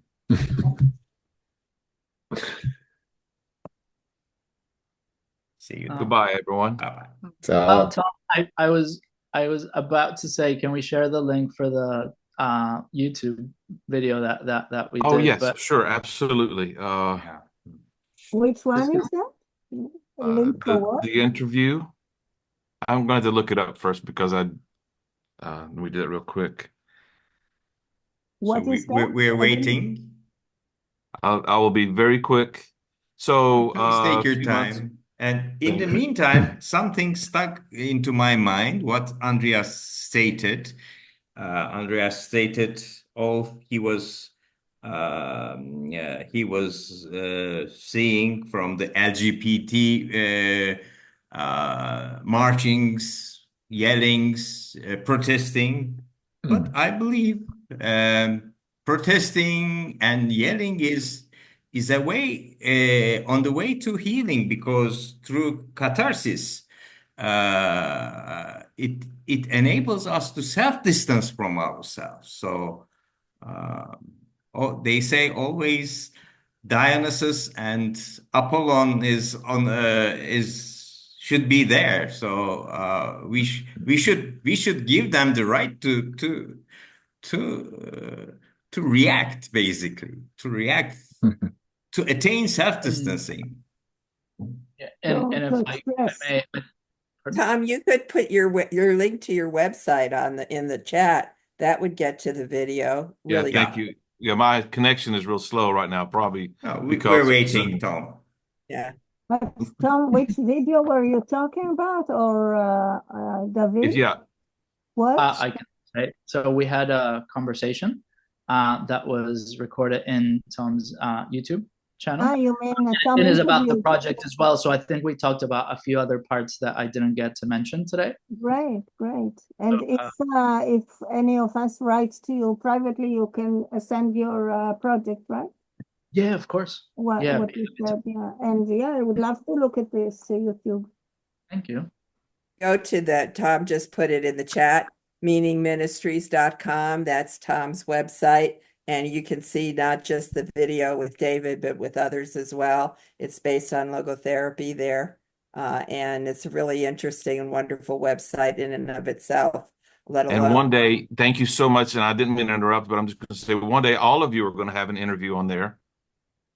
Yeah, he's very good at encouraging people to, and more than encouraging people to all of you. If you haven't been there yet, you're coming. Trust me, if he sends you an email, block it. I hope this is no longer being recorded. Yeah. As I have told you, Anne Marie, I am shameless. I will reach out to anyone. That's true.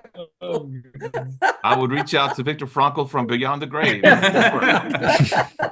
Well, that would be a first. We would really, that would be a great. That was good. Thank you for both of you for that shout out. I appreciate it. I will mention that what I have done is over the last year, which I probably could have finished my diplomate project long ago if I didn't have all these other irons in the fire, but working through the interviews, talking with people, having great conversations with people from all over the world has just helped me to grow even more tremendously. I'm creating what I'm calling a yearbook, in which I've taken all of the interviews, all of the articles that I've translated with the help of software, of course, from German into English.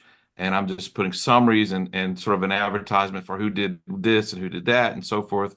And I'm calling it my yearbook. And so I plan on it being done by January. There's a chance that it will be at minimum 40 or 50 pages.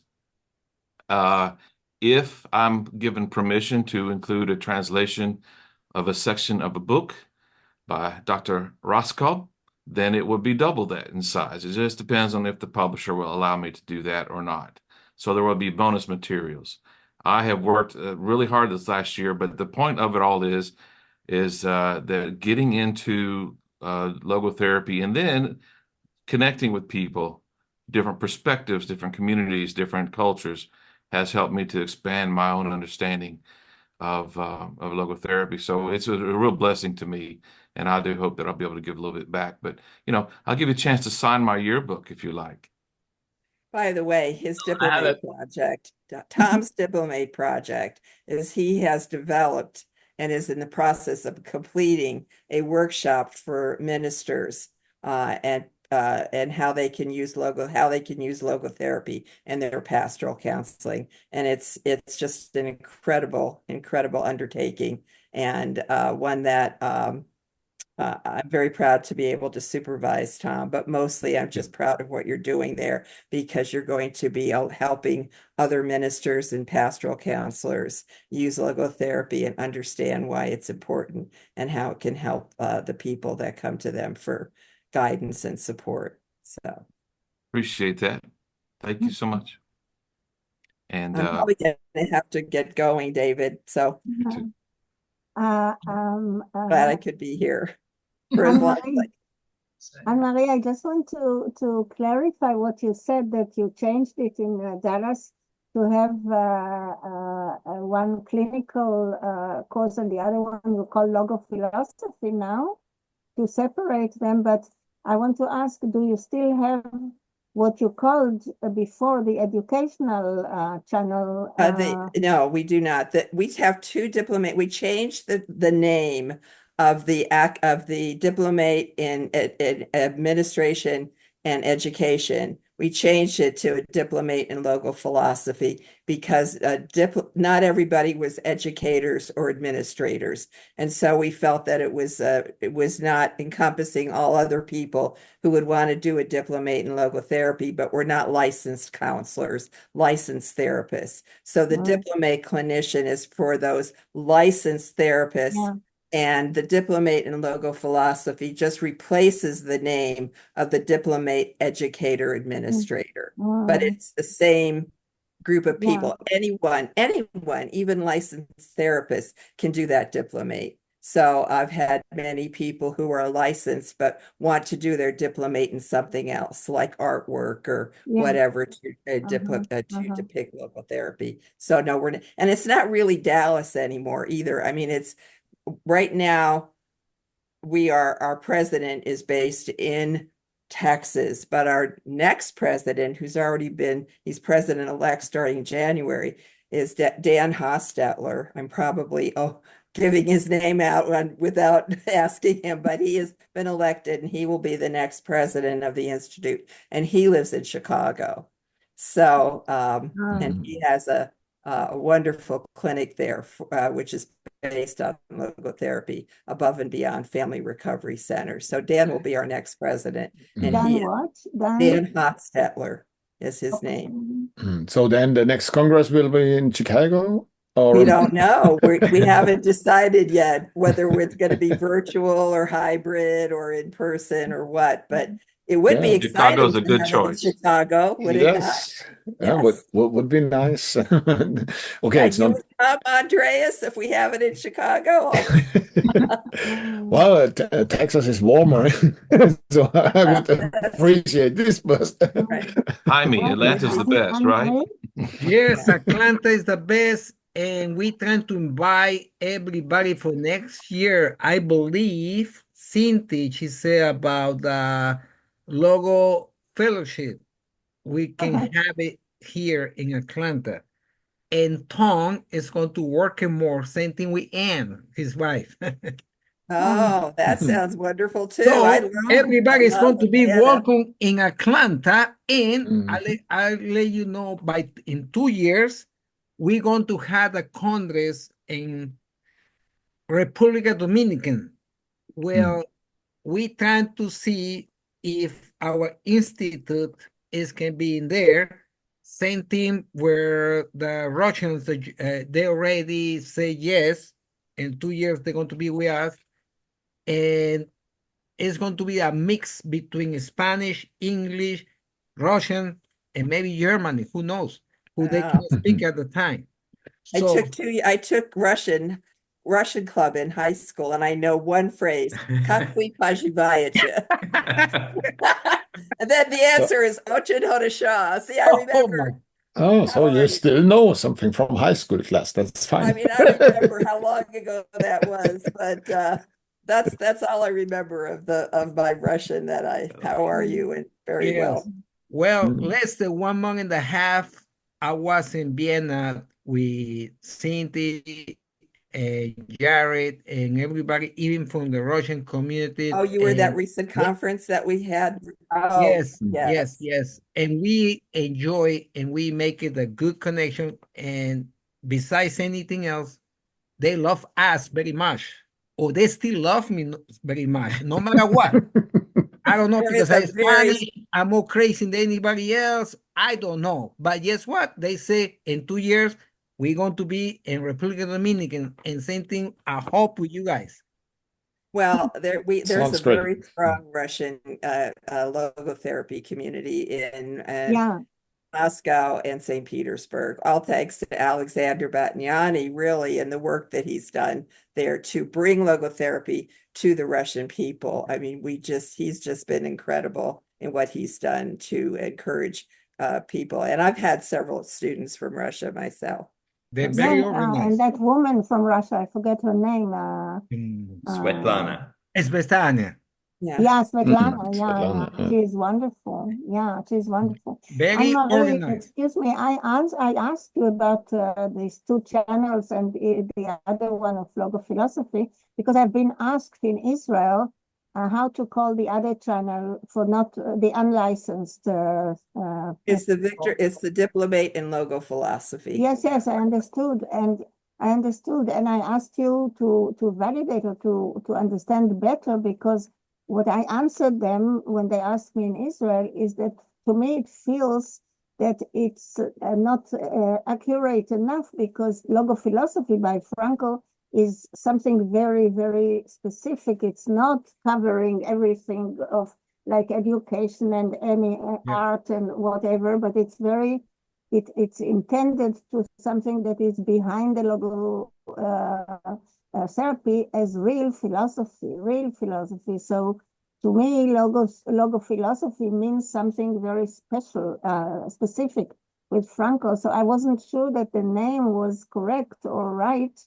We did struggle on the name, and we came up with it because we felt that his philosophy of life in general could be used in any application: education, work, pastoral counseling, artwork. That's how we were defining it for the diplomate. Maybe that's not what you're saying, is not strictly what Frankl meant by logo philosophy, but that is the reason why we came up with that, to broaden it so it wasn't just for educators and administrators.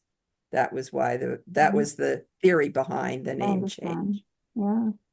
So we will have to discuss it in Israel, because I said to them that it doesn't feel right to me, and they were saying we are going after Dallas. So now I heard it from you that it's true that you changed it like that. And we did change it. If you look on our website, there are 2 diplomate projects you can register for. One is diplomate clinician, and one is diplomate in logophilosophy. Yeah, and we do have 2 courses. One is contemporary applications of logophilosophy, and one is logotherapy for clinicians, the 4th course. So yeah, they probably took it from the site, I'm sure, because they're not in contact with any of you. Right. Well, that's how this was done when we started the website. David, go ahead. I thought it was contemporary applications of logophilosophy.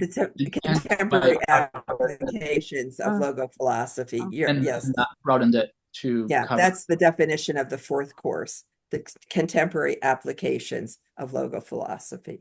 For the 4th course for anyone, and then the 4th course for clinicians only, licensed clinicians, is another. So there's 2 options for the 4th course now. Okay, that makes it a little bit more accurate if it's contemporary applications. That's the 4th course. The diplomate is still called diplomate in logophilosophy. Okay. So there's 4 courses and then a diplomate.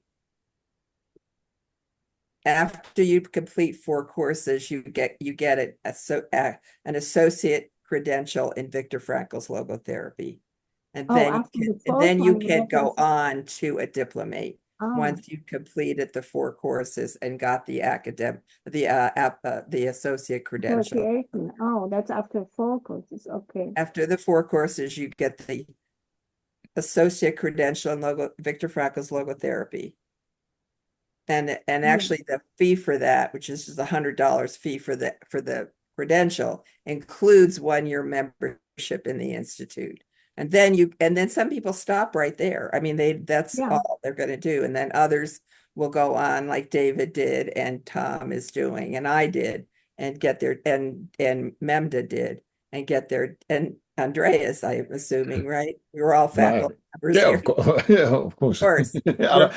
Have their, in order to be a faculty member, you have to have your diplomate in either of those 2 tracks. But I also can guide the clinician. Yeah, because you're a module. If you're a licensed clinician yourself, you can supervise the diplomate clinician. I retired my license years ago because I was no longer doing therapy. But of course, we have different licenses than as long as it's a US license that's accepted by where you live, Andreas, you're fine. Okay. Because I retired mine and I'm no longer licensed, even though I was a licensed psychologist. I don't supervise that track.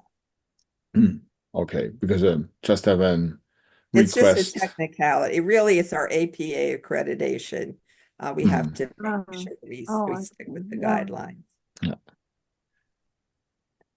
So okay, so as I see the time, I think I need to we go have for dinner. I need to go. I'm late for a baby shower. I've got to go to a baby shower and celebrate the coming into life of a little girl next. We already know it's a girl, and she's going to be born hopefully in February. And I've got to hurry up and run and be there to celebrate this baby shower. Fantastic. So, and now I already know what this mean, because my first she did the associate, not yet the diplomate, my student in LA, then she wrote me, I need to go to a baby shower, and I thought, what's the hurry? What's a baby shower? it's just 10 minutes to shower this baby. And as I remember, it's not yet. Yes, rain is pouring down on the child. And it's not yet born, actually. Why not? And then she explained. True. Well, all women gather together and they bring gifts for this baby that's going to be brought into the world. Andrea. How could I know? All the men are gathering somewhere. We don't have such. I know. You don't wash babies in Germany. You don't wash babies. Well, and while the women are gathering today, the men are meeting in the hut in the father's house and having their own gathering. They don't want to be around. That's fantastic. And walk in fridge. That is, I saw in advertisement.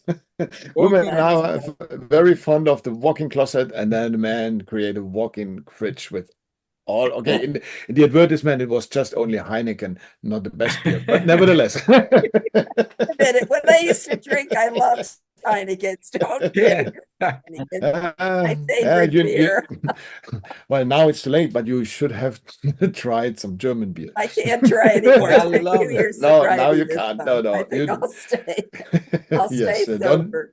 But I don't recommend you to do this now. I went on a tour of the Heineken brewery when I was in Holland.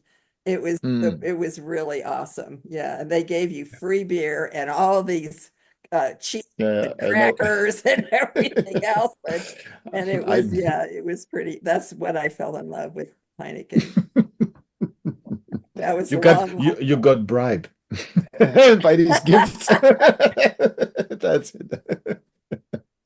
Well, I really hope you're not recording this part. I think it's finished. It is, unfortunately, it is under recording. But anyway, feel free, any of you have questions on the projects and the educational programs, certainly feel free to ask me. I'm an education coordinator for the Viktor Frankl Institute.